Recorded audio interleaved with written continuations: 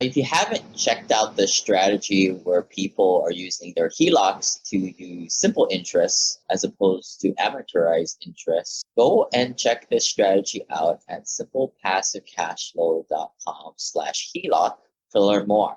Now, fair warning, it works and it pays down your mortgage in a fraction of the time, but paying down debt is not aligned with financial freedom. And I think when you guys check out the webinar that we have in there, make sure you listen to the very end because it'll be my disclaimer. I think instead of paying down your mortgage, your debt, take that money and go invest it. And you can probably grow it 3 or 4 times than paying down your debt. But hey, look, it's a start for some people.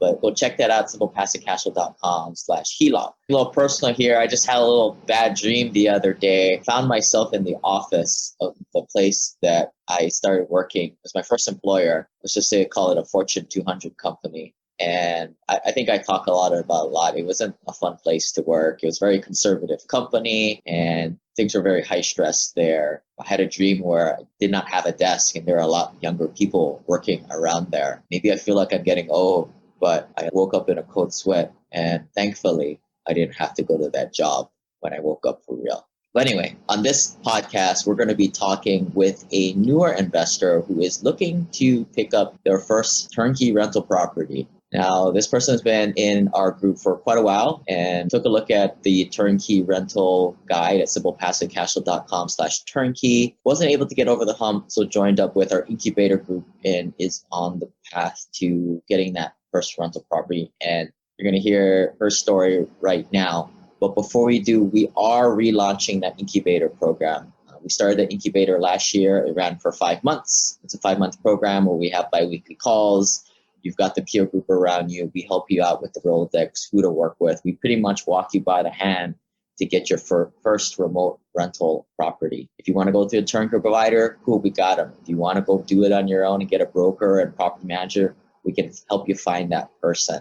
Learn more by going to simplepassivecashflow.com/turnkey and make sure you get on that list so that when we start it here this next month, you aren't left out. The last announcement here, if you're a high net worth passive investor and using a 401k or self-directed IRA, what the heck are you doing? Check out simplepassivecashflow.com/QRP, which is just another good tool out there, right? It may not be good in your situation, but go check it out. It avoids UDFI and UBIT tax, which hits you whenever there's leverage involved in a deal. Now on this page, once again at simplepassivecashflow.com/QRP, we're also going to have webinars on there on self-directed IRAs. You want to turn it Roth, that's cool too, and the QRP for you to make your own decision. Of course, if you're not in the foam, you don't get that personal touch and that group coaching environment. So take whatever you watch on that page with a grain of salt and good luck. But I really suggest you guys join up with our Family Office Ohana Mastermind and get the insider perspective on how to implement all these strategies. But anyway, join the show. This is a story about a booming lane. And then one day he went and tried to rent them out, and then he became one of the main. Hey, Simple Passive Cash Flow listeners. Today we are going to be talking to a non-accredited investor trying to get started. I've known this person for a couple of years now. She's actually helped me out with the syndication e-course a couple of years ago. If you guys haven't seen that, check that out. But she was helping me put this together, and she's been trying to get her portfolio for some turnkeys herself. But yeah, Jennifer, why don't you introduce yourself and tell us how you fell into this world of simple passive cash flow? Hey, Wayne, thanks for having me. So yeah, I'm a management consultant, and early on in my first year of working full-time, I discovered pretty early that I wanted to invest in real estate, and I started to just listen to some podcasts, which is where I came across simple passive cash flow, and I really fell in love with the thought of having just a passive income to just substitute for eventually my current income. Having gone through a lot of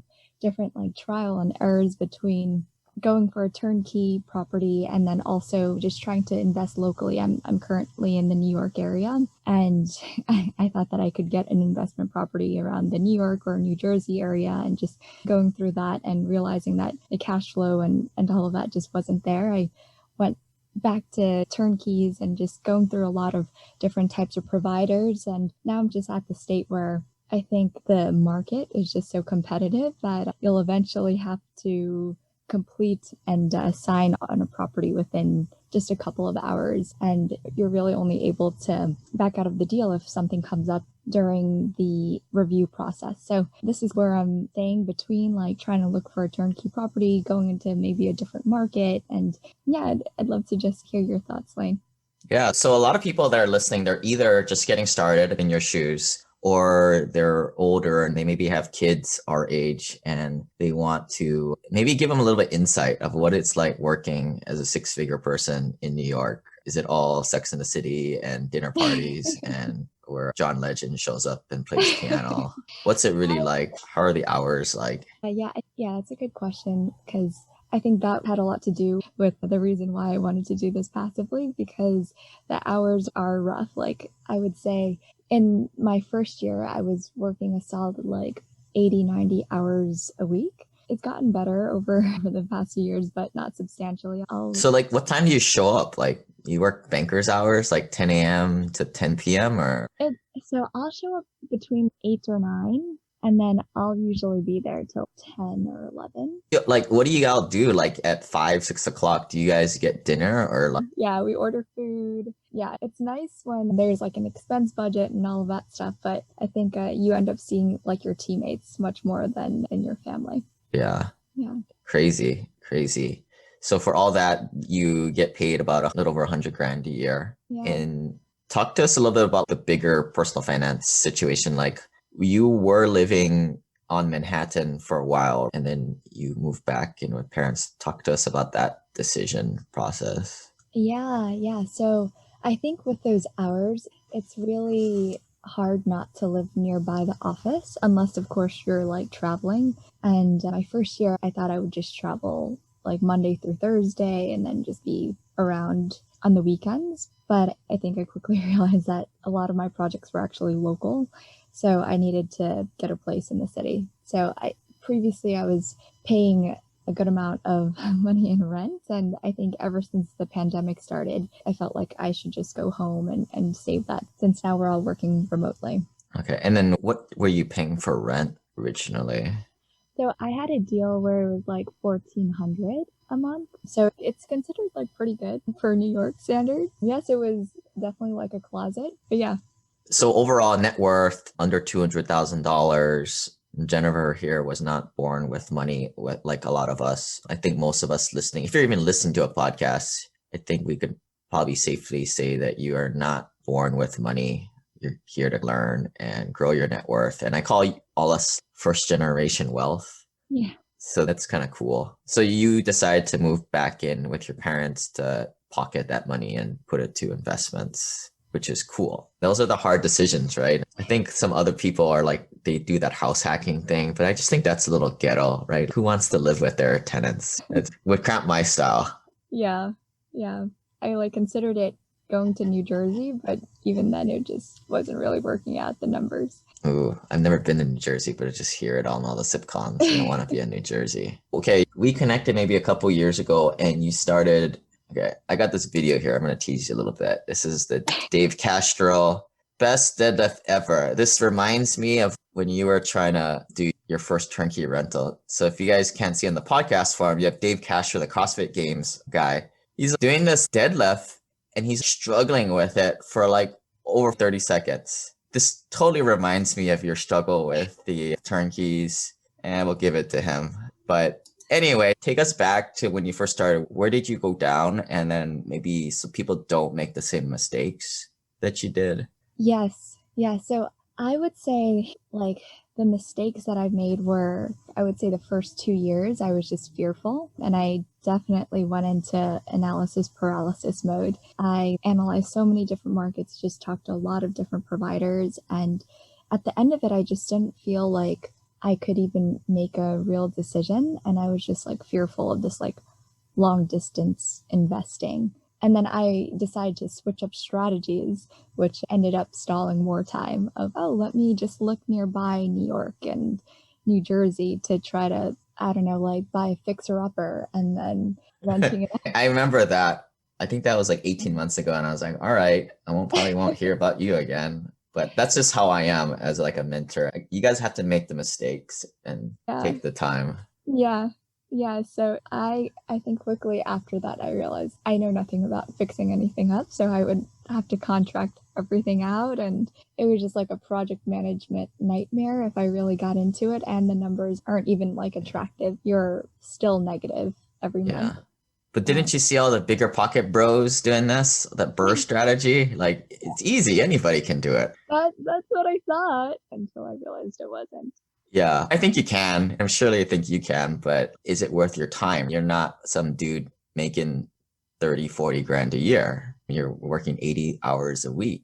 Yeah. Yeah. Even just commuting to New Jersey, I realized just was a little bit too much for me to go and see the properties. So I think it's just like indecision. I think it's important to come up with a good strategy up front. And yeah, I think I know, Lane, like you recently came up with a remote investor incubator. And I think having a group of people to bounce ideas off of and talk to and all that, I thought that was really helpful too, to kind of cement the ideas that you're thinking and beliefs and just like limiting beliefs and all of that, kind of just clarifying and helping streamline. It's just peer group, right? And using peer pressure to your advantage. How many of us smoke cigarettes when you're in a circle of other people when you're a teenager? I didn't do that, but actually for the young people, they don't understand that because everybody knows cigarettes are bad for you and they don't want to do that. But we'll keep with the analogy. But in the incubator group, everybody's taking a dive into the lake and going remote and just doing a little bit of due diligence on the neighborhood and then just diving in with the right people that we've worked with in the past. But let's go to this other spreadsheet that you've put together here. So you also were another one of these people, and I usually tease the computer programmers who do this, but you have amazed me that you put one of these things together yourself. So this is the infamous thing that a lot of people will do when they first get started. Create this big spreadsheet of some bunch of formulas and data that they grab from God knows where and to figure out which city to invest in. So why don't you walk us through this? How do you use this? Where did you get the data from for all this stuff? Yeah, I got it from a mix between Google and like the labor statistic, like a government market site, and then another city data. Okay, citydata.com. Yeah, good resource. A little old data, especially if you're looking right now, since we're doing the census right now. But for those of you guys listening on the podcast form, this is a pretty crazy spreadsheet with some conditional formatting that lights up green certain areas. I don't know why. But on the left side, we have the cities here. This is just probably from hearsay, right? You're just hearing from other investors. You just put them on. We have 41 markets. Wow. These population 2000, 2018, you just manually grab this from the same data source. Yep. Okay. And then you figure out which is the increasing population areas. Okay. Yep. Okay. Yeah, it's a kind of crazy spreadsheet. I guess the green is supposed to be like, oh, you know what? The numbers are looking good. Like, you can consider this a good market. Yeah, super logical. I think it's great. You want to be looking for places where the population is going up and you have the median income is going up and median house. This is actually pretty good data right here. If I were to make a new column for you, if you take the average or the median household income and then go like 80% of it is usually the general rule of thumb. That's usually what you want to be looking for as your rental property. One thing that I take exception to this whole spreadsheet is like the markets on the left side. Some of them are big MSAs like Baltimore, and then some are very small. Like Centerpoint is a submarket of Birmingham, right? Like Atlanta's humongous. Houston is humongous, 3 million population right there. You can't really compare it with a Port Charlotte, Florida, or Little Rock, Arkansas. Like these are more. You have some tertiary and secondary markets combined on here. But I understand what you're trying to do. But like Houston, for example, it's gone up 39% median household income. But within Houston, there's probably dozens of Harrisburg, Pennsylvania, which is a tertiary market that makes up the eastern Pennsylvania. So just keep that in mind. Maybe if you were to separate the secondary and tertiary markets, then it'd be a little bit better. But yeah, I think in the incubator, I notice a lot of people will do something like this, and I usually have you guys go off on your own and waste your time doing something like this for a couple months. And then somewhere around a week, our fourth call, because we do bi-weekly calls, I'm like, all right, perfect. You guys have done your research. Now, that was just all a waste of time. But it's cool. You guys know where to find the data so that when you do get the real data points and actually going and buying properties and you see how it operates, you can refer back to your original hypothesis and kind of correct yourself. So that's great. You put on crime here. I don't know. Crime is really subjective. Crime is like block to block, submarket to submarket. And then job growth is good. I like that. Okay. No, I think exactly what you want to do.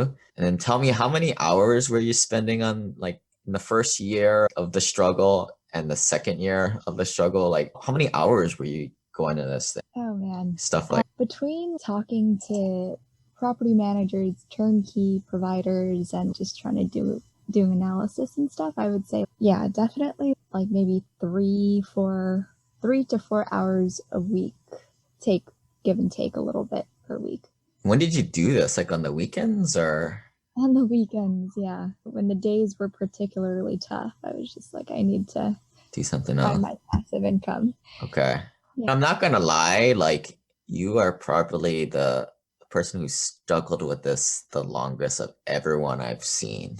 I am amazed that you've stuck to this more than 6 months. Yeah. But hopefully you make people feel good at home, because I'm sure there's somebody listening that is just lurking and probably done the same thing. But as you saw when you're in the incubator, we pulled you out of this in a couple of months, right? So you don't waste the time. And that kind of goes to the bigger point, like bigger picture.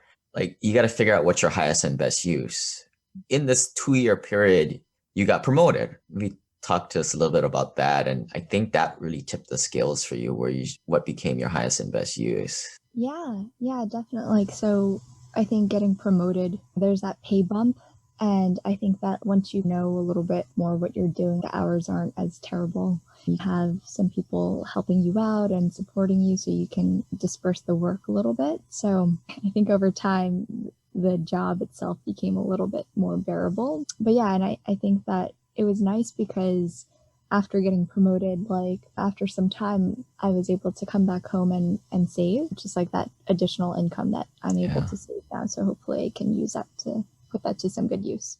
Yeah, because right after college, you're making what, like 70, 80 a year or something like that, which is not much in New York, but you're like minion status, which I think that's a sad thing. Like, parents don't remember that time of their career, right? Their first 5 years where they just have to suck it up. I saw like a YouTube video of this. They call it the grind, where you're working long hours and then you have to go to the grocery store to pick up your shitty lunch or dinner to eat by yourself. And it's raining and it's cold and you only get to go home, make your sandwich, and you got to go to sleep because you got to wake up early and go to work again. Nobody teaches that part of life to you, that grind in the beginning. Yeah. Hopefully you feel like you're coming up for air now. They got you off that rookie contract.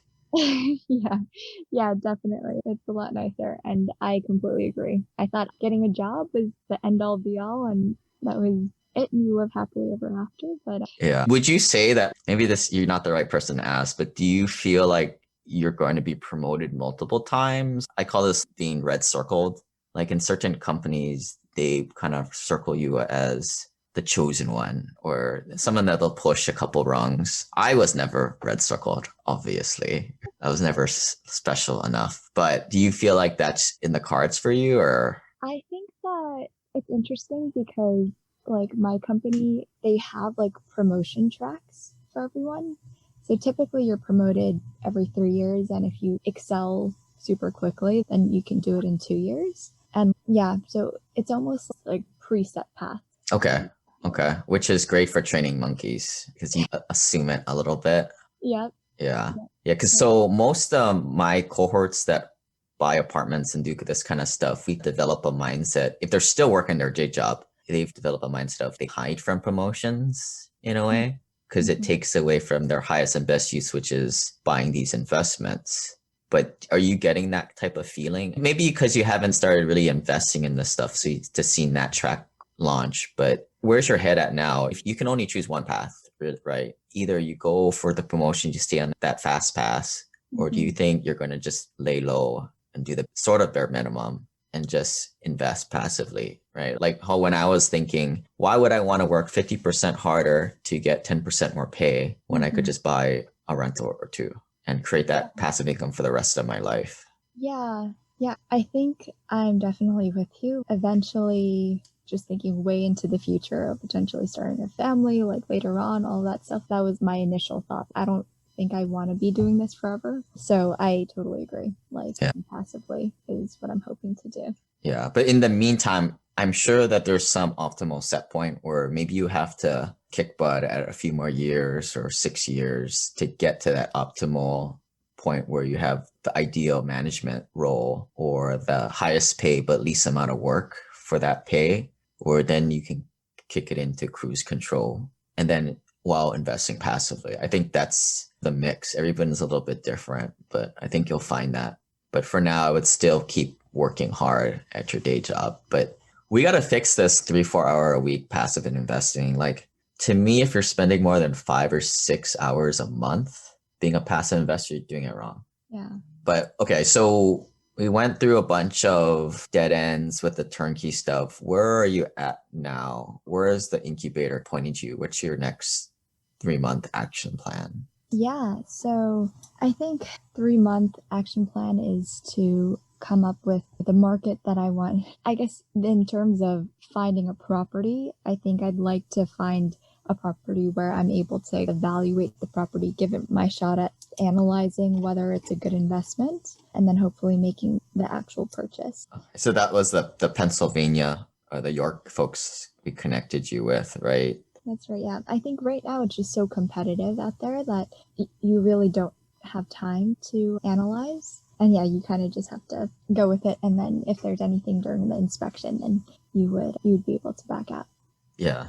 Yeah, I think it's always been like that. And I think it will always be like that if you're going with turnkey providers that are legit. And this is what makes turnkey providers so hard, because if somebody's a good house flipper, turnkey provider, they eventually stop doing rental properties for landlords, the rental grade, because landlord grade stuff is lower scope. It's usually only $50,000 to $100,000 scope. It's easy for them. So that's where a lot of rookies start. As they get better, they graduate to more higher end properties because that's where the profit margins are. It's not like a cheapskate investor like us who's only going to pay 1% rent to value ratio. They can sell it to some emotional buyer and get that nice pop. So the fact that they're turnkey providers, it's either they're newbies or they're really good at marketing and now they upcharge the price of the homes to unsophisticated turnkey buyers.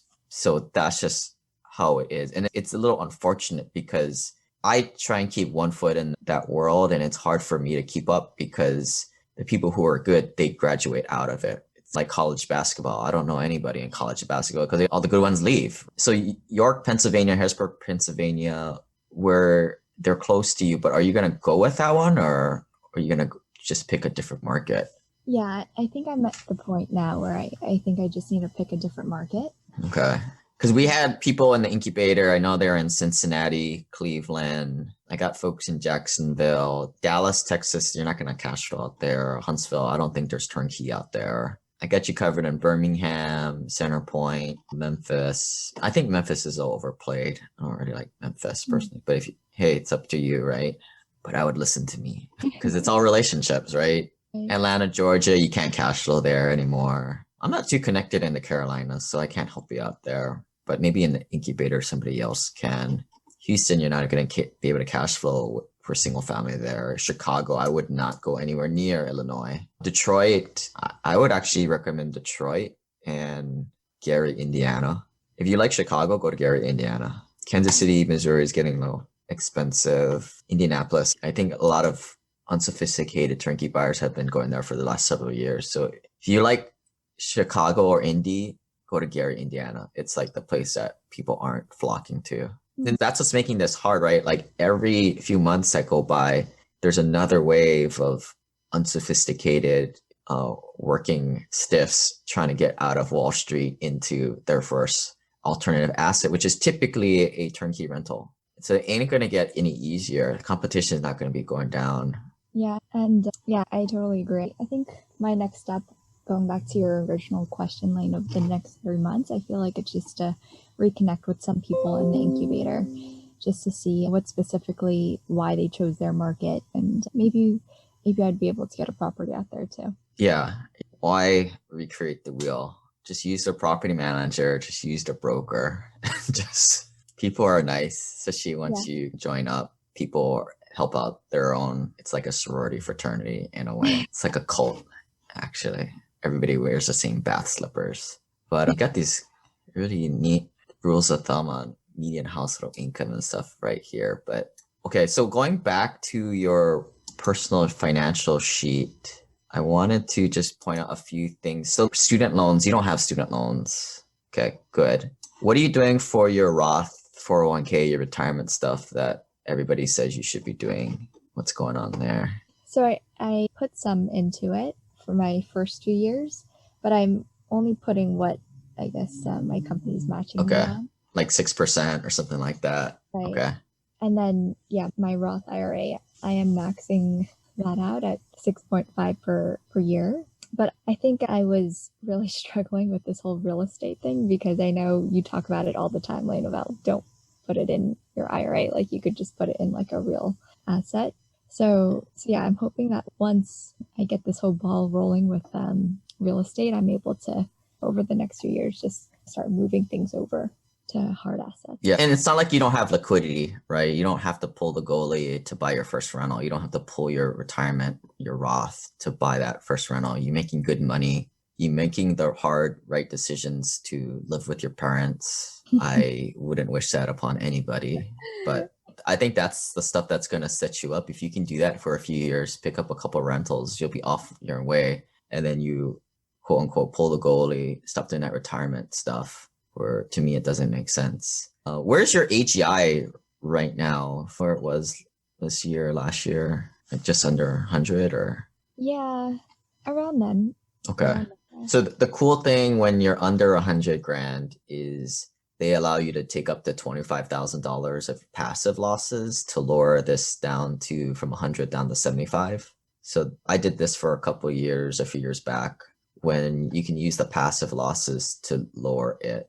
Once you go over 150,000, it's gone. From 100 to 150,000, you're phased out completely. But this would be like, you can't, when you go into a rental property on that like $100,000 rental property, the depreciation is not going to be that great. 1/27th of the building value is probably only equate to like $1,000 or a few $1,000s a year. But this is where like a syndication deal comes in, right? If you invested 40, 50 grand to pick up $25,000 of passive losses, you could use that in that same year to lower your AGI from 100 to 75. So that would be low-hanging fruit for you if you wanted to do like a syndication. But yeah, for those of you guys who are above $200,000, $300,000 AGI or above 150, that doesn't apply to you guys. You guys have first world problems. But for those folks who are just starting out under $100,000 AGI, that is low-hanging fruit to do for sure. But yeah, any other questions or any other?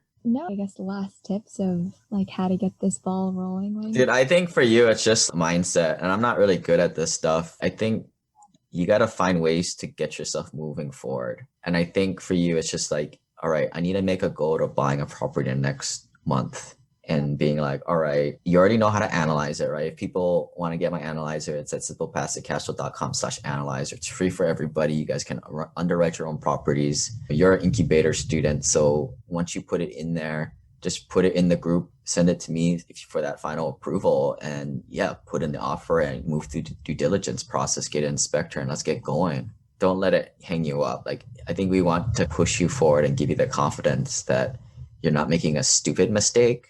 But I think you just can't do what you've been doing for the last 6 months. You got to keep buying, and then also be mindful of how much time you're spending on this thing, right? I guess it is goal setting season this time of year, but there's one thing I picked up where if you have a goal, right? I don't know, lose 10 pounds or buy 5 properties or whatever.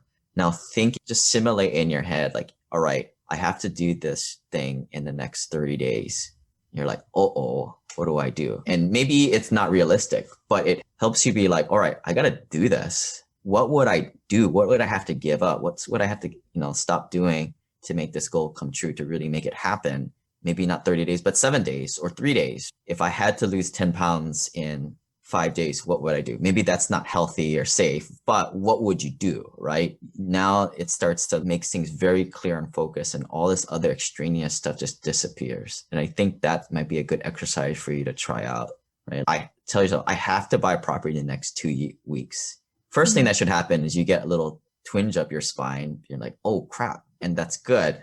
And then you notice, just observe, what are the things that you were doing and that you think you would be doing that just go away? Because I don't have time. I have to buy property in the next I have to put an offer in the next 2 weeks. And just take note of that, because those are the things that you should stop doing.